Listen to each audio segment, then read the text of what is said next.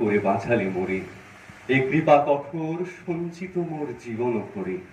সত্যি তাই, এ বঞ্চনা।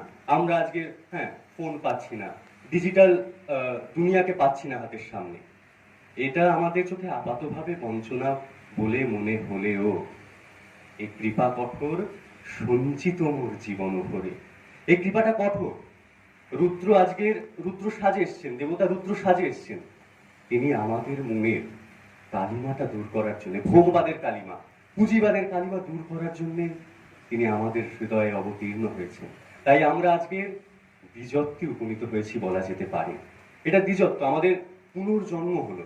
একটা যন্ত্র মানবের রাস্তা থেকে আমরা মানুষের রাস্তায় এলাম। তাই সত্যি রবীন্দ্রনাথের কথাতেই বলা যায়, বঞ্চিত করে বাঁচালে মোরে। আর একটা কথা, আমরা যারা ইকোস্ট্যাট নিয়েছি, আর্টস নিয়েছি, তথাকথিত ছক ভাঙা কম্বিনেশন